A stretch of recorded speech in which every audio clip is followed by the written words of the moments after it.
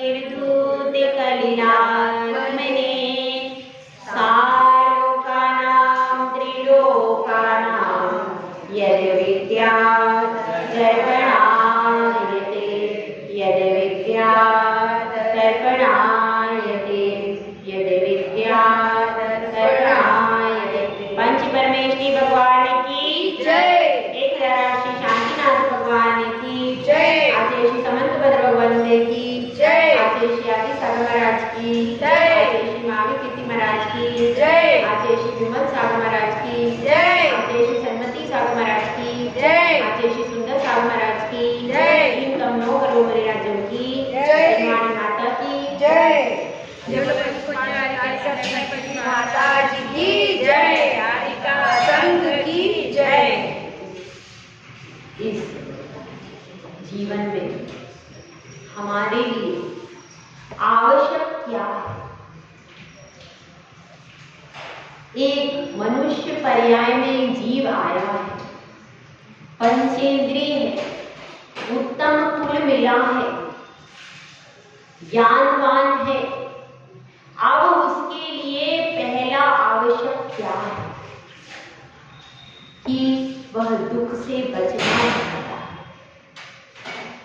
लेकिन दुख के साधनों को हटाता नहीं है। बचपन में एक भजन सुना था, छोटा सा मंदिर बनाएंगे वीर गुण गाएंगे, छोटा सा मंदिर बनाएंगे वीर गुण गाएंगे, हाथों में लेके सोने का कलशा, हाथों में लेके सोने का कलशा, प्रभु जी का नवन कराएंगे वीर गुण गाएंगे, हाथों में लेकर पूजन की थाली, श्री जी का पूजन कराएंगे वीर गुण गाएंगे। क्या छोटा सा मंदिर बनाएंगे और वीर गुण गाएंगे। यहाँ पर बड़े मंदिर बनाने की बात नहीं आई है। छोटे से मंदिर में ही हम सब मिल करके सब लोग जाएंगे और मिल करके क्या रचाएंगे? पूजा रचाएंगे, अभिषेक रचाएंगे। आज क्या हो रहा है? आज मंदिर तो बहुत बड़े बड़े होते जा रहे हैं, बड़े बड़े होते जा रहे हैं। लोग पैसा दे करके प्रतिमाएं विराजमान करते जा रहे हैं, लेकिन अभिषेक रचाएंगे ये कहाँ चला गया? छोटा सा मंदिर बनाएंगे, ठीक है, बड़ा सा मंदिर बना लो। मंदिर तो बहुत बनाने वाले हो, लेकिन ऐसे व्यक्ति कितने हैं जो ये कह रहे हैं हाथों में लेकर सोने का कलशा, श्री जी का नवन कराएंगे। कौन? ये कहाँ? पहली लाइन तो मिल रही है, लेकिन दूसरी लाइन कहाँ है? आज की डेट में 15 से लेकर 25 तक के जो युवा वर्ग है वो कहाँ है? कहाँ है भाई? या तो बिस्तर में सो रहा है, 11 बजे करेक्ट मंदिर में आ रहा है, और अभिषेक तो छोड़ दीजिए, सिर्फ नमोस्तु करके जा रहा है। मंदिर हो, एक भगवान विराजमान करो, छोटा सा मंदिर बनाओ। जब आप 100 श्रावक बना पाओ तो एक प्रतिमा जी विराजमान करना। आज बच्चे कहाँ हैं? विदेश में। बच्चियां कहाँ हैं? विदेश में। उस स्थिति में मंदिर बड़े बड़े बनाने का क्या प्रयोजन है भैया? सबसे पहले एक प्रतिमा जी विराजमान करो और 100 श्रावक बनाओ। श्रावक बनाने की जरूरत है आज की डेट में, मंदिर बनाने की जरूरत नहीं है। ऐसा नहीं है कि मैं मंदिर का निषेध करती हूँ, बात को समझना। मंदिर हो कहाँ? जहाँ पर 100 श्रावक हो। ये संकल्प करें, हम प्रतिदिन मंदिर जी में आएंगे, सप्त व्यसन का त्याग करेंगे, अष्टमूल गुण का पालन करेंगे, क्योंकि जो सप्त व्यसनी है उसको भगवान का अभिषेक करने का, पूजन करने का अधिकार नहीं है भैया। है क्या? भगवान को छू सकता है क्या?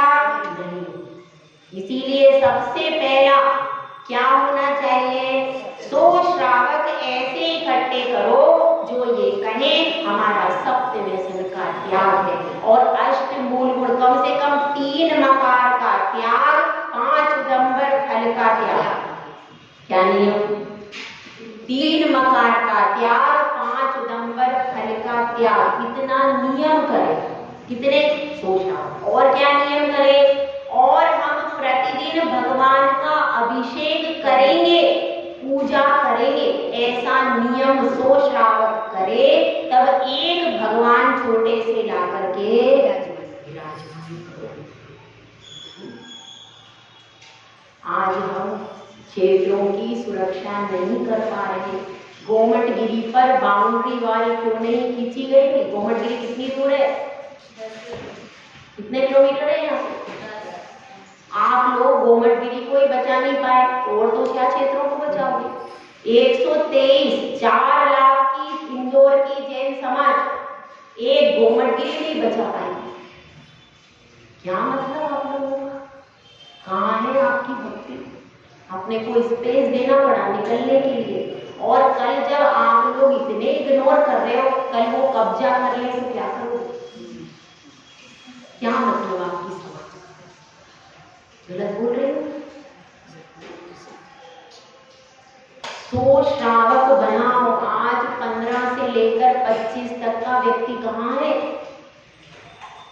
यदि आज से 20 साल बाद यहाँ कौन अभिषेक करेगा?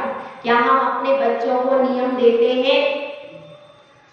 परिपाटी जो परंपरा चली आ रही, हमारे पिताजी ने क्या अपने बेटे को नियम दिया? भैया तुमको सप्त व्यसन का त्याग, अष्टमूल गुण का पालन, प्रतिदिन भगवान के मंदिर में अभिषेक करना कंपलसरी, नहीं तो रोटी नहीं मिलेगी, चलो बाहर। क्या ऐसा नियम हमारे पिताजी ने अपने बच्चों को दिया? क्या लेकिन पहले के लोग नियम देते थे, जिससे आज ये सब कुछ चल रहा है। आज अपनी संतानों को नियम देके संस्कारित करने की जरूरत है। विदेश जाने का त्याग कराओ अपने बच्चों से, जो यहाँ मिले उसमें खुश रहो।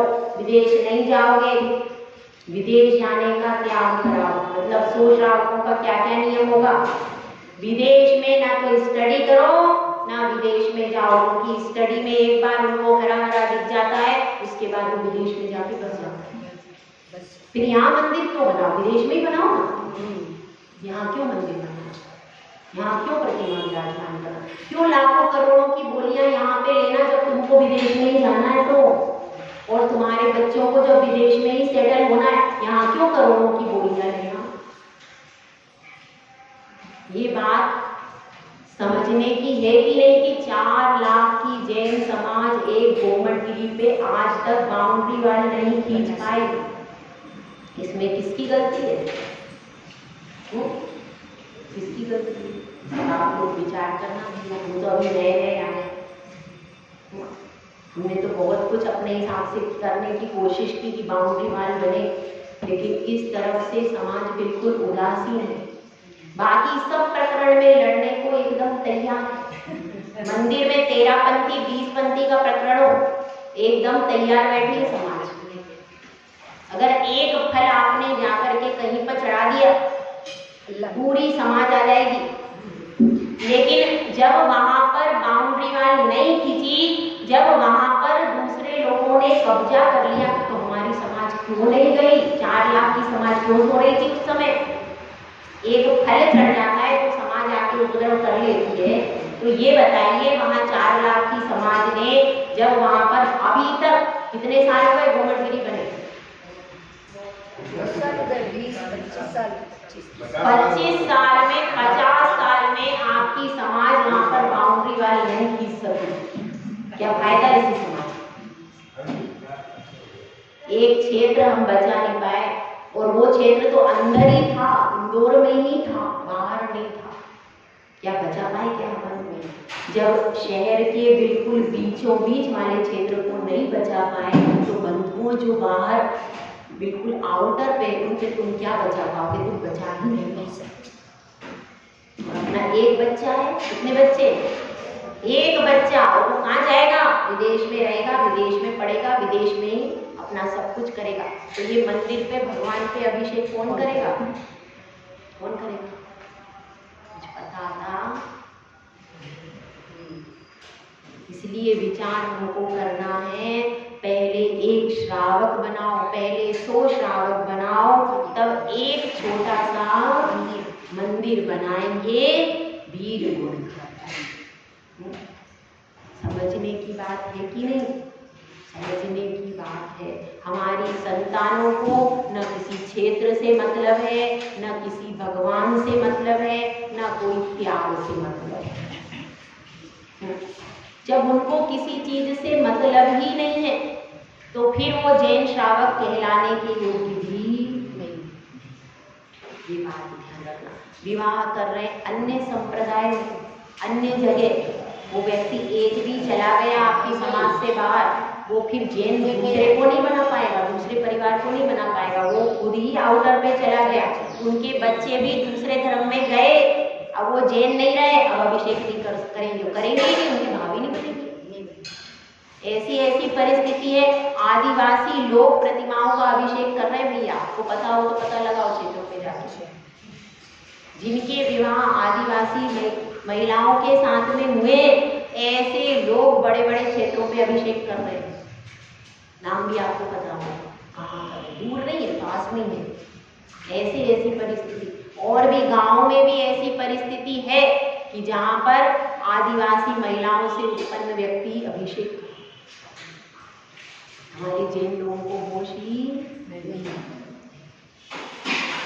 यह बात समझने की है कि हम जो पहले कहते थे छोटा सा मंदिर बनाएंगे, आज वो सब परिपाटी लुप्त होती जा रही है।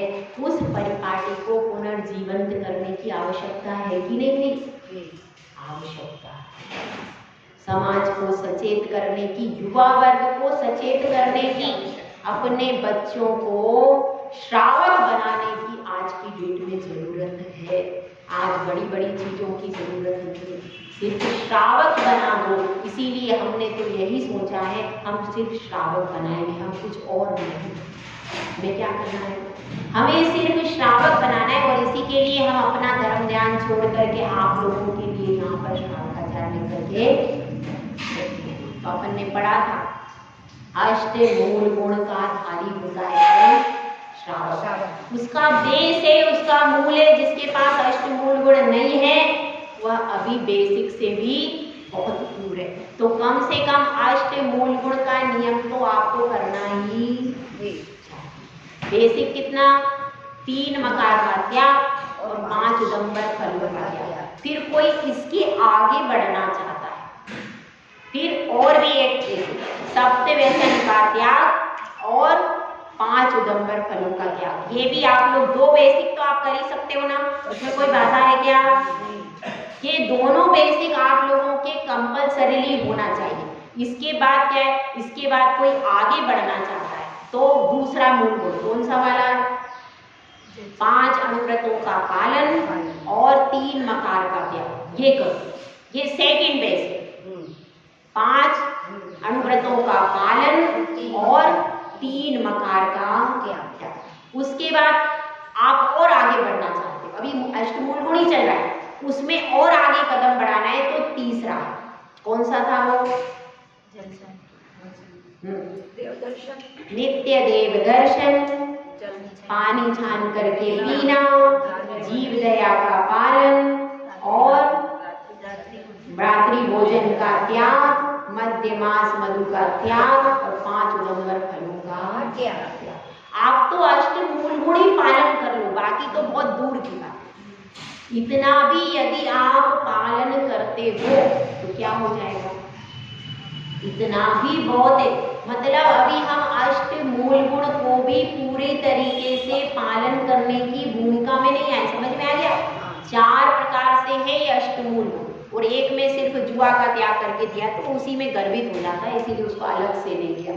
तो यह अष्टमूल गुण कम से कम हम इतना करने की कोशिश करें। चलो कहीं बाहर जाएं तो आज हमें देव दर्शन नहीं हुए तो क्या करना, रस का त्याग करना। जल गालन भी आप लोग कर सकते हो कि नहीं? कर सकते जल गालन। उसके बाद जल गालन के बाद क्या चीज है, रात्रि भोजन का त्याग भी करना चाहिए। कम से कम अपन को रात्रि में अन्न की वस्तु तो खानी ही नहीं चाहिए। रात्रि का बना दिन में नहीं खाना और दिन का बना रात में नहीं खाना और दिन का बना दिन में ही खाना। ये क्या है? यह है हमारा रात्रि भोजन का त्याग। तो यह भी नियम कर सकते हैं कि नहीं? कर सकते। ये सब अभी आप इतना पालन करोगे और जीव दया का भी पालन आप लोग करते ही हो, करना चाहिए। केवल संकल्पी हिंसा की अपेक्षा से जीव दया का है, संकल्पी हिंसा की अपेक्षा से केवल। बाकी विरोधी हिंसा में कोई घर पे लड़ने को आएगा तो उसको जवाब दो देना पड़ेगा, वो अलग चीज है।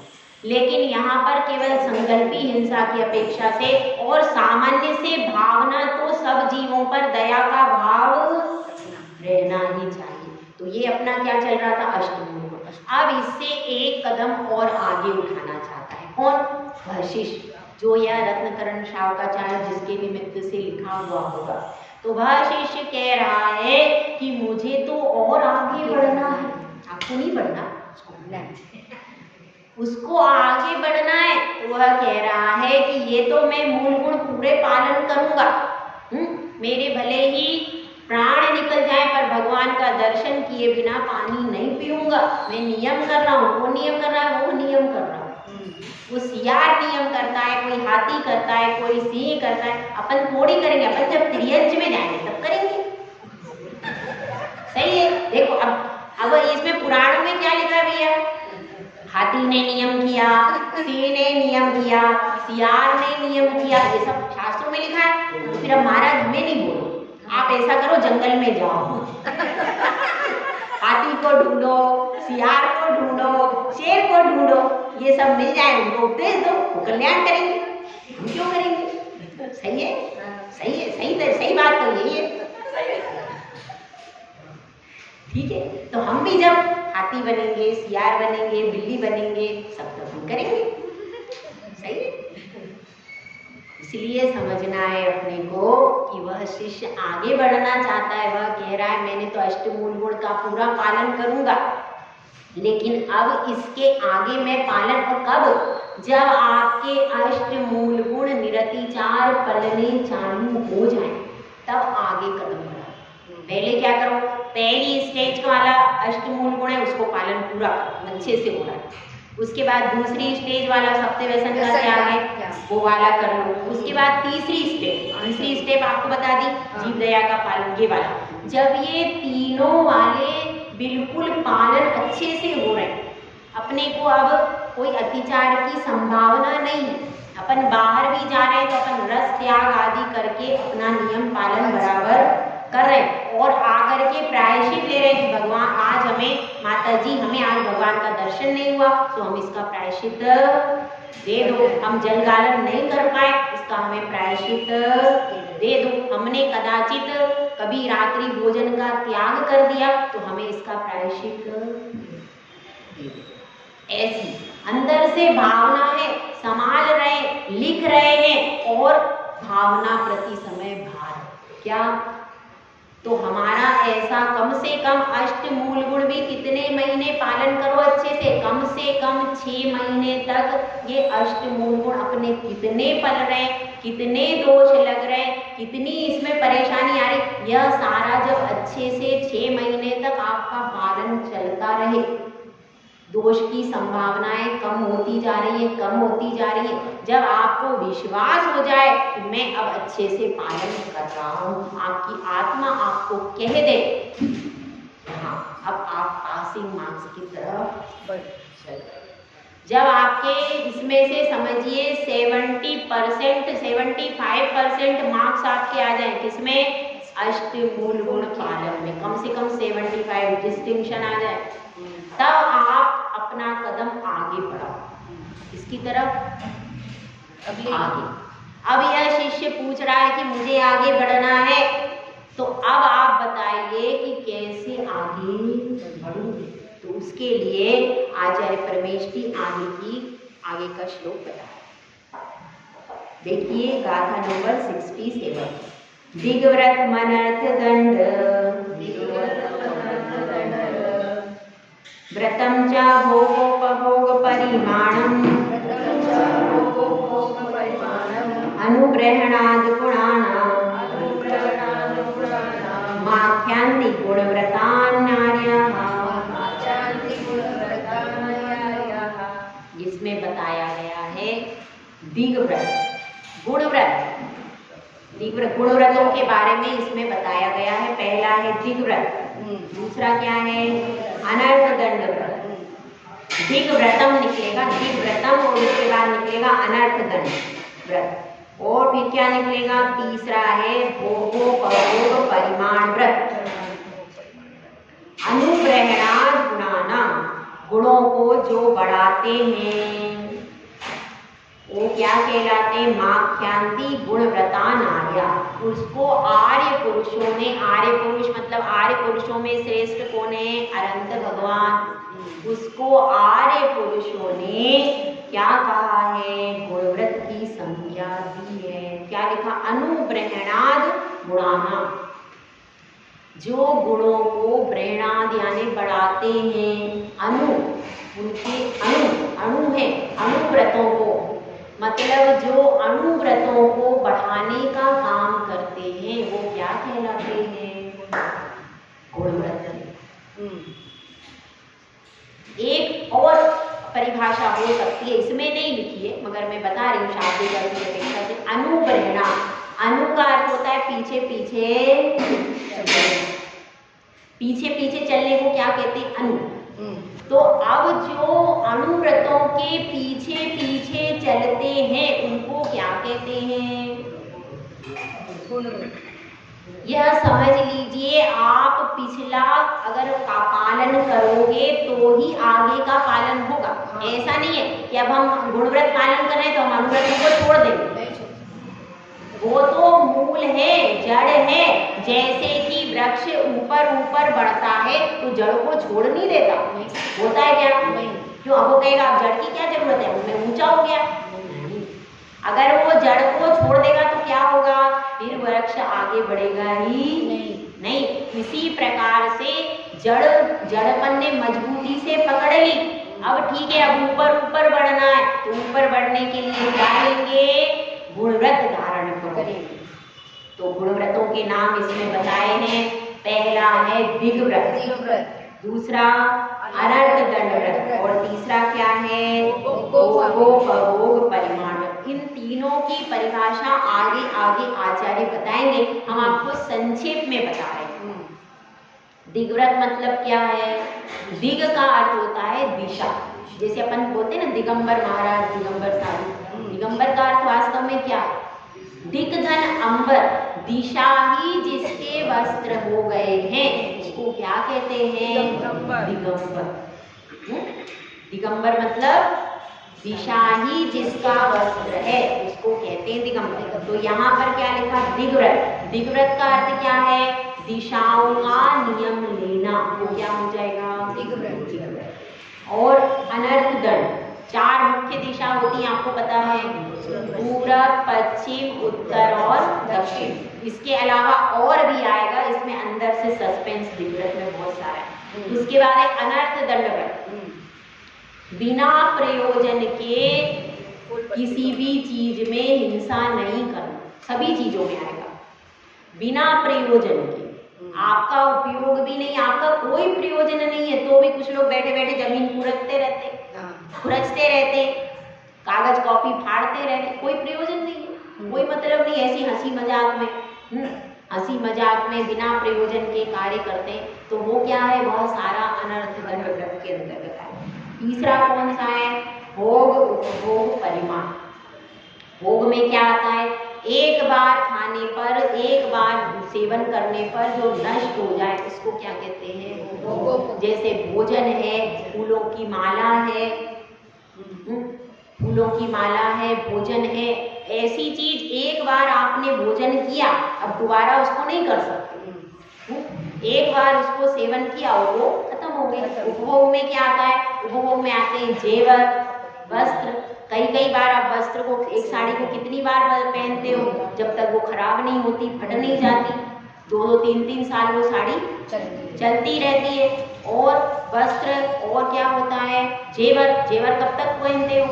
पूरी जिंदगी तक। और अपने बच्चों को, पोता पोती को दे करके जाते हो। तो वो जेवर भी, फिर भी उसमें क्या होता है? उसमें भी क्या हो जाता है? टूट जाता है तो दोबारा गल के बन जाता है। ये सब चलता रहता है। तो वह क्या, सोना नष्ट नहीं होता। अगर वो कम टूट जाता है मगर उसके बाद भी वो नष्ट नहीं होता, खराब नहीं होता, वो रहता है। तो इस तरह से जो वस्तु लंबे समय तक उपयोग की जा सकती है वो कौन सी है? उपभोग में हमारा बिस्तर है, आसन है, टेबल है, किताब है, ये सब क्या है? उपभोग। किताब कैसे हो, कितनी बार अपन पढ़ लेते हैं, पुस्तक रहती है जिनवाणी, उसमें भी क्षरण होता है पर कुछ समय तक तो स्थिर रहती है। तो जो वस्तुएं बार बार उपयोग में आती है उनको क्या कहते हैं? उपभोग है। और एक बार उपयोग में आने के बाद नष्ट हो जाती है, दोबारा उपयोग नहीं कर सकते, उसको क्या कहते हैं? तो इसमें भोग की वस्तुओं का भी परिमाण किया जाता है। जो हम भोजन करते हैं उसमें भी परिमाण किया जाता है। और उपभोग की वस्तुएं, वस्त्र है, माला है, जो अपने जेवर है, अपने जो बिस्तर है, चटाई है, जो भी अपन उपयोग करते हैं सामान बार बार, उन वस्तुओं का भी परिमाण इसमें कराया जाए। ठीक है। तो इस प्रकार से यह आज काय की परिभाषा चल रही है? गुणव्रत की परिभाषा इसमें बताई गई है। जो अणुव्रतों को बढ़ाएं अथवा अणुव्रतों के पीछे पीछे चलते हैं वो क्या है? गुणव्रत। देखिए अब आगे बढ़ते हैं अपन। इसके बाद अपने को पढ़ना है दिग्व्रत का लक्षण। अब शिष्य पूछ रहा है कि आपने 3 व्रत तो बता दिए, लेकिन अब इसका लक्षण तो बताओ, मेरे को पालन करना है, तो मैं जब तक लक्षण नहीं समझूंगा तब तक पालन कैसे करूंगा? तो इसलिए यहाँ पर लक्षण को बता रहे हैं। दिग्वलयम परिगणितम कृत्वा तो हम बहिर्नास्यामि इति संकल्पो दिग्व्रत मामृत्यणु पाप विनिर्वृत्यै। क्या बताया गया है इसमें? दिग्वलयम परिगणितम, दिशाओं का जो परिमाण है उसमें क्या कर लेना? उसकी गणना कर लेना। कृत्वा तो हम बहिर्नास्यामि, और यह नियम कर लेना कि मैं इसके बाहर नहीं जाऊंगा। दिशाओं की गणना कर लेना, दिशाओं के परिमाण कर लेना, सीमा कर लेना। परिगणितम मतलब सीमा, पूरा घेरा बना लेना। वलयम मतलब घेरा, दिशाओं का घेरा बना लेना और उसकी सीमा निर्धारित कर लेना। और यह नियम कर लेना मैं इस सीमा के बाहर नहीं जाऊंगा। यह जो संकल्प होता है इसको दिग्व्रत कहते हैं।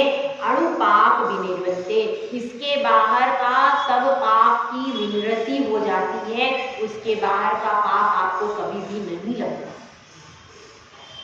अब जैसे एक दिशा का अगर करेगा अपन ने, चाहे एक दिशा में जाएंगे तो कभी दूसरी दिशा में जाना पड़ा तो ऐसे नहीं होता है। बताया ना, इसमें गणना की जाती है। भाई देखो 10 प्रकार की दिशाएं होती है, मैं बता रही हूँ 10 प्रकार की दिशाएं होती हैं। कौन कौन सी? 4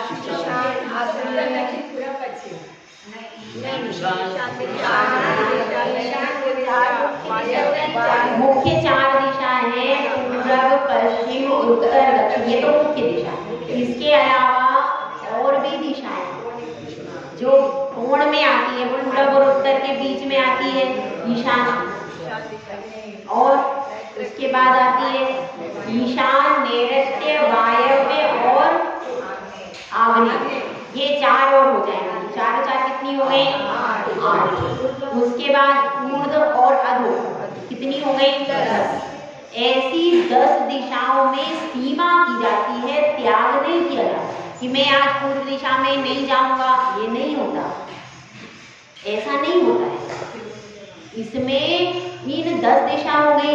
अब इन दिशाओं में कितनी कितनी जगह में जाऊंगा, 10 किलोमीटर तक जाऊंगा, 20 किलोमीटर तक जाऊंगा, 30 किलोमीटर तक जाऊंगा, 40 तक जाऊंगा, ऊपर कहाँ तक जाऊंगा, एरोप्लेन जाता है वहां तक जाऊंगा, कितना जाऊंगा, इसमें परिमाण किया जाता है। और वो परिमाण कैसे किया जाता है, इसके लिए आगे का श्लोक बताया। अपन एक और श्लोक इसका पढ़ लेते हैं। मकरा कर सरी गटरी, मकरा कर सरी गटरी, गिरिजनपद योजनानि मर्यादा, गिरिजनपद योजनानि मर्यादा, प्राहुर्दिशां दशानां, प्राहुर्दिशां दशानां, प्रतिसंहारे प्रसिद्धानि, प्रतिसारे प्रसिद्धानि। इसमें बताया गया है गणधरादि दशानाम यानी 10 दिशा, 10 दिशा बताई ना आपको, समझ में आ गई। 10 दिशाओं में के त्याग में प्रसिद्ध प्रसिद्ध प्रसिद्ध प्रसिद्ध मतलब मकरा, मकर यानी क्या हो गया, समुद्र जिसमें मगर आदि रहते हैं। मकराकर मतलब जो मगर आदि के रहने का स्थान है वह क्या है, वह समुद्र है।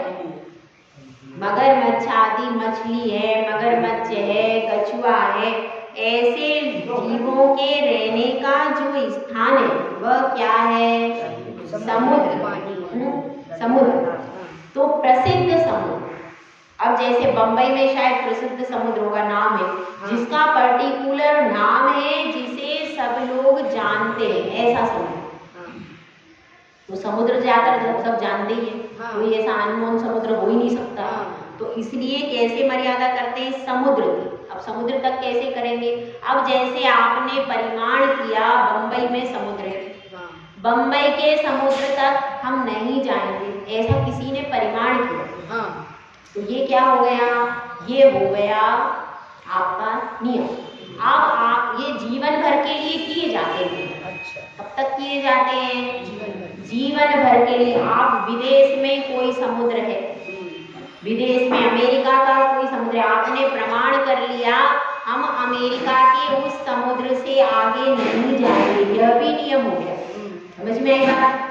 कोई भी समुद्र चाहे कहीं भी दिशा में हो, कलकत्ता का भी है, कन्याकुमारी में है, कन्याकुमारी में समुद्र है। अब कोई ऐसा चाहेगा जीवन भर के लिए, उसने नियम ले लिया कन्याकुमारी के समुद्र के आगे मैं नहीं जाऊंगा, ऐसा भी लोग ले सकते हैं। मतलब यह समझना, यह जो भी दिव्यव्रत का नियम लिया जाता है जीवन भर के लिए लिया जाता है। और प्रसिद्ध होना चाहिए वो वस्तु जिसको सब जानते, ताकि क्या हो जाता है, कोई व्यक्ति को आप कह भी सकते हो भाई मेरा उस समुद्र तक जाने का त्याग है। अब ऐसी वस्तु हो जिसको कोई जानता ही नहीं हो तो कैसे करो, नहीं त्याग तो हो जाएगा, मगर फिर दूसरों को भी तो समझने में दिक्कत होगी। तो ऐसा जैसे समुद्र सब जानते हैं, समुद्र ऐसी चीज है सब जानते हैं, तो उसमें समुद्र तक की किसी ने सीमा कर ली है, भले वो समुद्र अमेरिका में है, चीन में, जापान कहीं भी, लेकिन किसी ने सीमा कर ली मैं उस समुद्र से आगे नहीं जाऊंगा। अब वह समुद्र किस दिशा में, हो सकता है वो पूर्व में हो सकता है पश्चिम में हो, और हो सकता है आपने चारों दिशाओं में समुद्र की अपेक्षा से सीमा बांध ली हो।